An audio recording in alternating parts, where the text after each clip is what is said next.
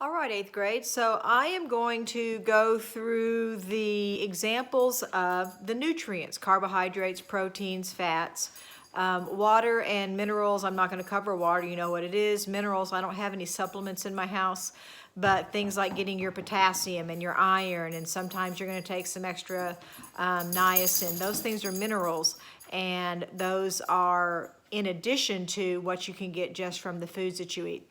So I'm going to flip this around and we're going to start with the carbohydrates because those are the ones that are the most plentiful and the ones that we seem to talk about the most.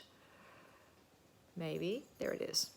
Okay, so carbohydrates, the good stuff, cakes, brownies, cookies, breads, potatoes, also encompasses vegetables, any kind of vegetable. If it comes from a plant, then it is a carbohydrate. So you can see I've got a nice variety of vegetables there. Polenta, gnocchi, pasta, those things all come from wheat or from corn. Those things come from a plant, so therefore they are a carbohydrate.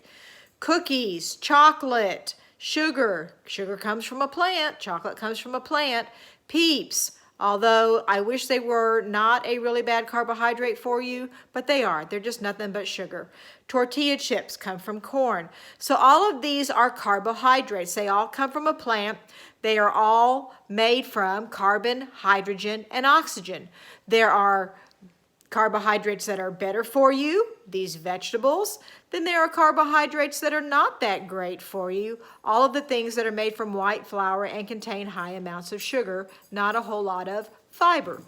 So in your diet, we want you to get a whole lot of these really good carbohydrates. But regardless of whether they're a good carbohydrate or a bad carbohydrate, all of them are mainly glucose, and so they are really fast sources of glucose for your body to use. All right, I'm going to come over here to the other side of my kitchen, and oh, Phoebe, get away from the steak. All right, so here we go. Proteins. Proteins are your meats. So I've got some steak here that I cooked up for my husband for lunch. There's a deer tenderloin back there. There's pork sausage from the Langford's farm. I've got some shrimp, some canned salmon, some chicken, and some salami. So if it comes from an animal, it is usually a protein. Not a whole lot of carbohydrates in there, but as you remember from the energy pyramid, the animals had to eat the plants.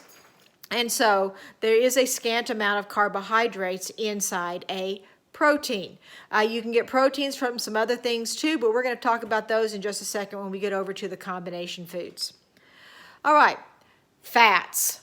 Fats are the things that give all of your foods really great flavors. Butters, mayonnaise, oils. Your salad dressings are usually a whole lot of fat. Especially think about oil and vinegar. Its main component is oil. So we get a lot of fats in our diet.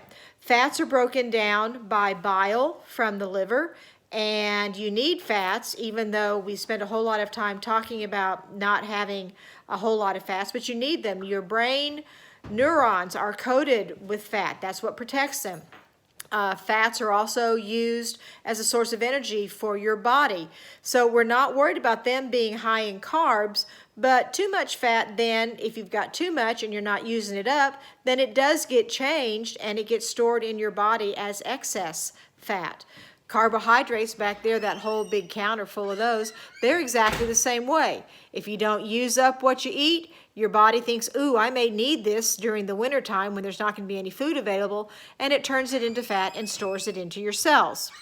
Then we have combination foods. So combination foods, your dairies, your processed foods, these have a combination of lots of different nutrients in them.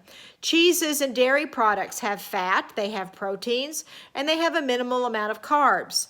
When you're doing a keto diet, for example, and you're trying to get away from carbs, you spend a lot of time eating a lot of cheeses and using a little bit of dairy because you want to get a lot of flavor and a lot of filling foods, some good fats, but not too many carbohydrates. Bacon, Spam. Yes, I do have Spam. Yes, I like Spam. Fry it up really crispy and serve it with macaroni and cheese. It's delicious. Protein in there, but lots and lots and lots of fats.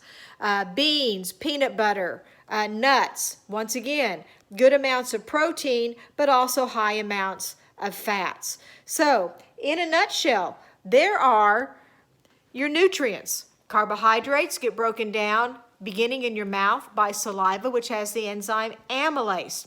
Proteins don't get broken down except by your teeth, so they're small enough and easy enough to swallow until you get down into your stomach, and then the hydrochloric acid starts dissolving it, and then there's an enzyme called pepsin that starts actually breaking down the proteins. Fats, they're again dissolved by the hydrochloric acid in your stomach, but they don't get worked on until they enter your duodenum and you get that bile that's inserted from the liver via the gallbladder into your duodenum. All of those things, you need them all to keep yourself healthy. So, look forward to talking to you later.